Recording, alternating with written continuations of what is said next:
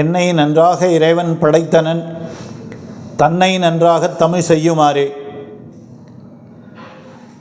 யாமறிந்த மொழிகளிலே தமிழ் மொழி போல் இனிதாவது எங்கும் காணோம் என்ற அத்தனை சிறப்புடைய தமிழ் நம்முடைய தமிழ்.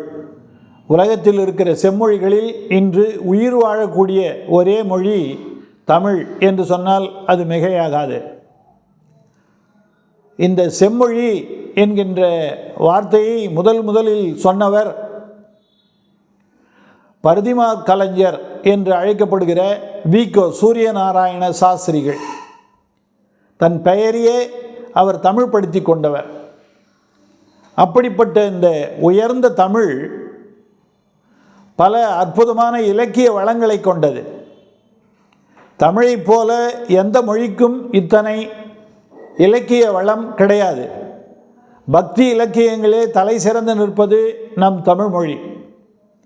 ஆனால் இந்த தமிழ் மொழி தன்னுடைய சிறப்புகளை இழந்து விடாமல் நாம் எல்லாம் அறிந்து கொள்வதற்கும் தன்னுடைய ஆபரணங்களை தொலைக்காமல் இருப்பதற்கும் காரணம் ஒரு 7 வயது சிறுவன் என்று சொன்னால் நமக்கெல்லாம் ஆச்சரியமாக இருக்கும்.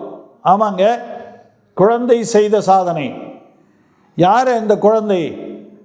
நம்ம அந்த டைம் மிஷினில் ஏறி கொஞ்சம் தூரம் பின்னால் போகலாம், சற்று பின்னோக்கி பயணிப்போம். யார் அந்த சிறுவன் என்பதை நாம் தெரிந்து கொள்ளலாம். இதுவரைக்கும் நீங்கள் சப்ஸ்கிரைப் பண்ணாது இருந்தீங்கன்னாக்கா தயவுசெய்து சப்ஸ்கிரைப் பண்ணுங்கள், உங்கள் நண்பர்களுக்கும் சொல்லுங்கள். இனியவர்களே, அது 19ஆம் நூற்றாண்டு. ஒரு வீட்டில் உரையாடல் நடக்குது. அப்போதெல்லாம் தாத்தாவும் பேரனும் ரொம்ப நெருக்கமான உறவு. அந்த தாத்தாவுக்கும் பேரனுக்கும் ஒரு உரையாடல் நடக்குது.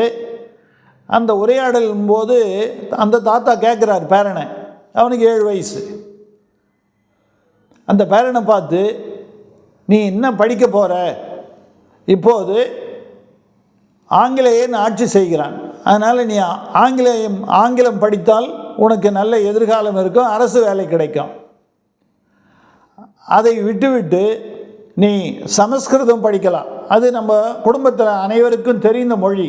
சமஸ்கிருதம் படிச்சினாக்கா உன்னை தேவர்கள் விரும்புவார்கள், அடுத்த உலகத்தில் உனக்கு நல்ல மரியாதை கிடைக்கும் அப்படின்னார். அந்த குழந்தை ஒரு நிமிஷம் யோசனை பண்ணிட்டு சொல்லுது, தாத்தா நான் ஆங்கிலமும் படிக்க போகிறதில்ல, சமஸ்கிருதமும் படிக்க போகிறதில்ல, அப்போ என்ன படிக்க போகிற அப்படின்னு கேட்டாங்க.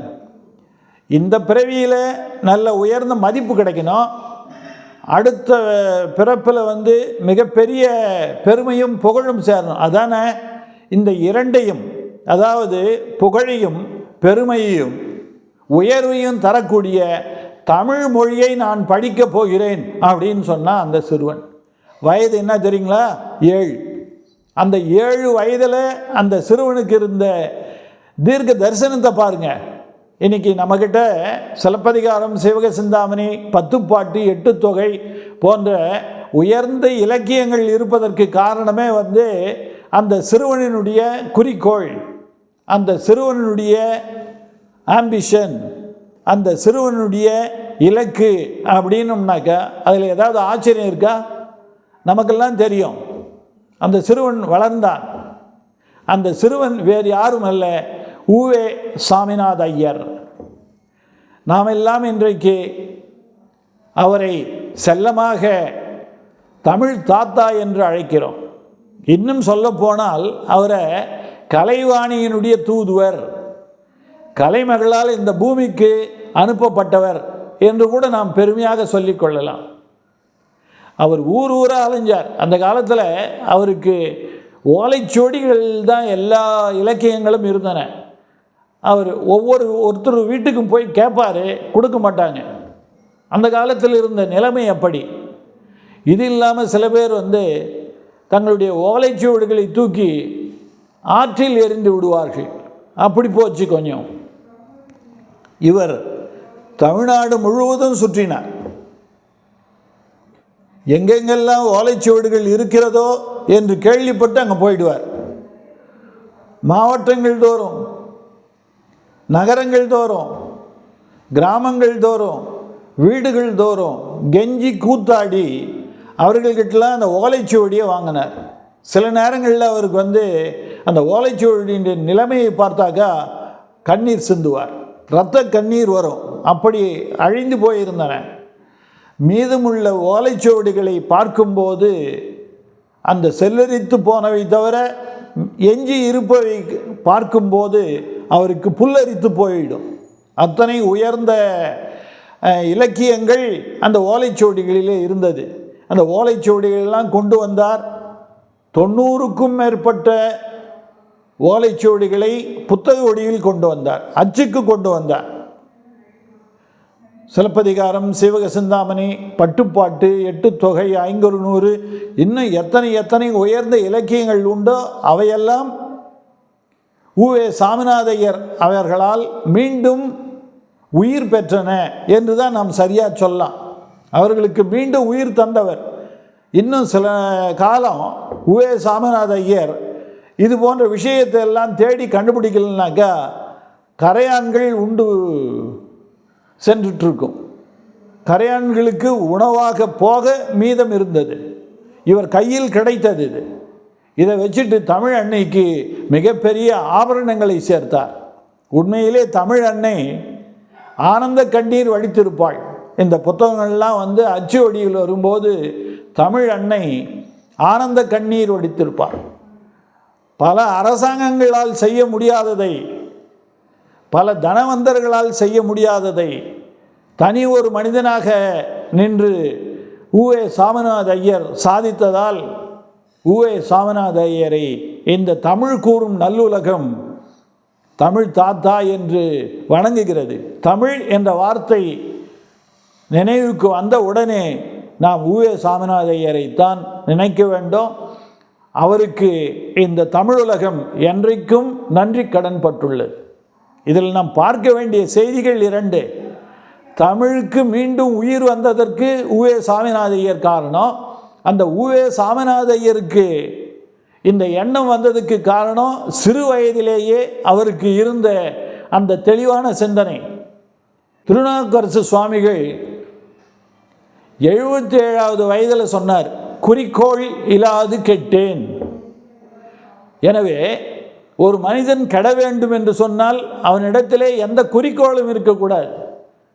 குறிக்கோள் இல்லாமல் வாழ்ந்தால் அது இலக்கில்லாமல் நோக்கி பயணிக்கிற கப்பலை போன்றதாகும். இலக்கில்லாமல் எங்கே செல்வது? எனவே இந்த உவே சாமிநாதையனுடைய வாழ்க்கை வரலாறு நமக்கு ஒவ்வொருவரும் ஒரு குறிக்கோள் இருக்க வேண்டும் என்பதை நன்றாக சொல்லுகிறது.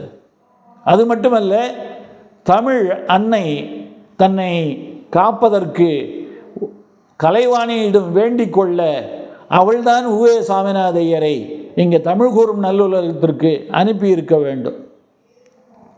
இதே பிரச்சனை தான் நம்ம ராஜராஜ சோழனுக்கும் வந்தது. ராஜராஜ சோழன் அற்புதமான தேவார பாடல்களை கேட்டான். அந்த பாடல்களை தேர்ந்தெடுத்து அவைகளை புதுப்பிக்க வேண்டும் என்று நினைத்து கொண்டான்.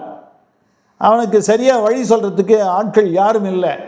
ஆனால் நம்பியாண்டார் நம்பி, திருநாரையூரில் இருக்கிற நம்பியாண்டார் நம்பியை சென்று கேட்டால் அவர் தினந்தோறும் பொல்லா பிள்ளையாரோடு பேசுகிறார்.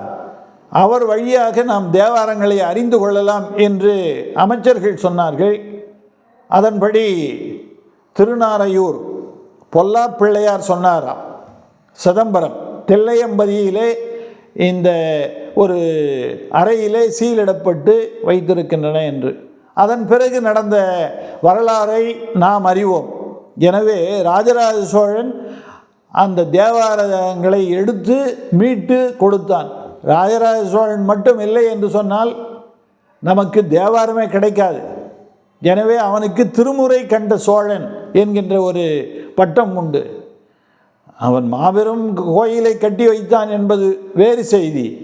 அந்த தேவாரங்களை எடுக்கவில்லை என்று சொன்னால் சைவத்திற்கே எந்த ஆதாரமும் இல்லாமல் சென்று விட்டிருக்கும்.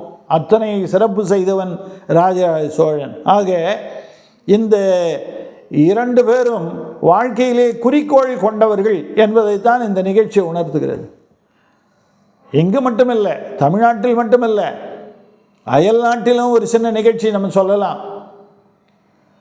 United States of America. America என்று சொன்னாலே அனைவருக்கும் ஒரு கம்பீரம் ஏற்படும் உள்ளத்தில்.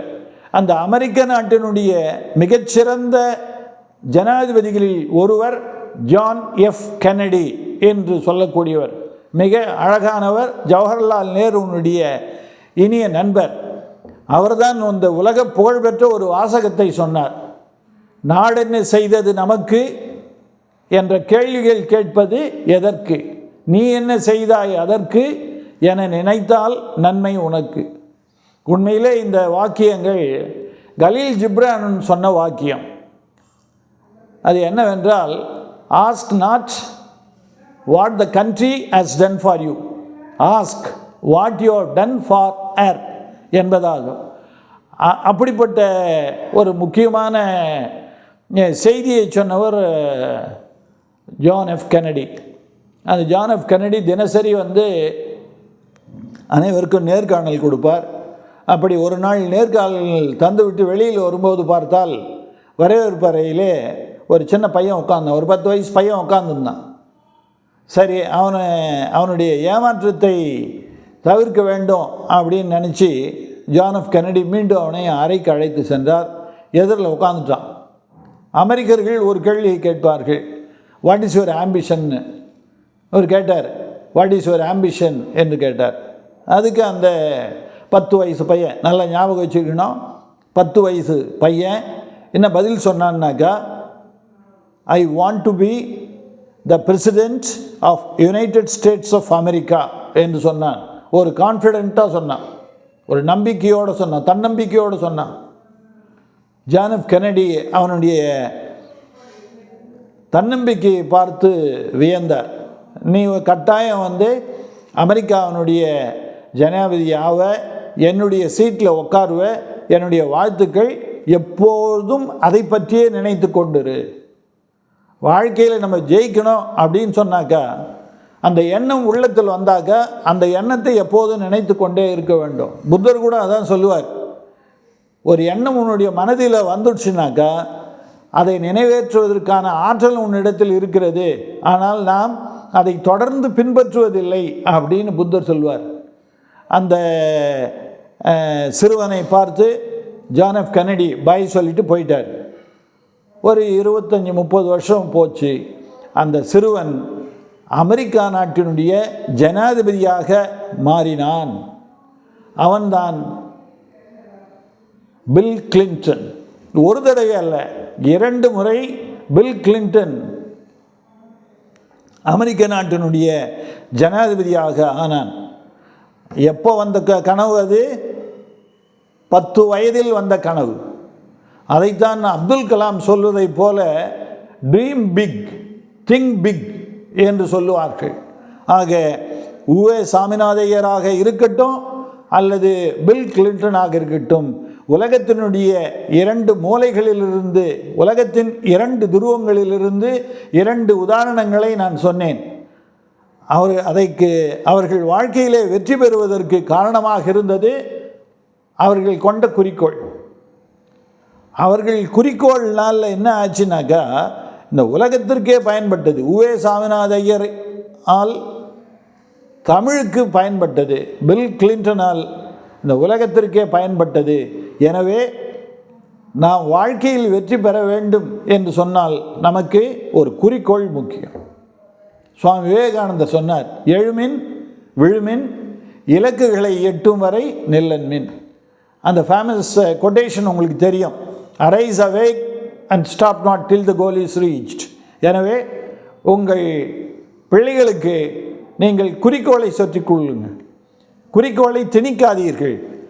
அவைகளுக்கு பல இதுபோன்ற சம்பவங்களை எடுத்து சொல்லுங்கள்.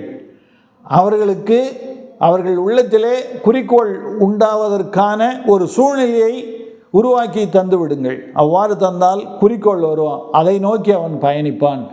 உங்கள் குடும்பம் மட்டுமல்ல, இந்த உலகமே தழைக்கும். நன்றி.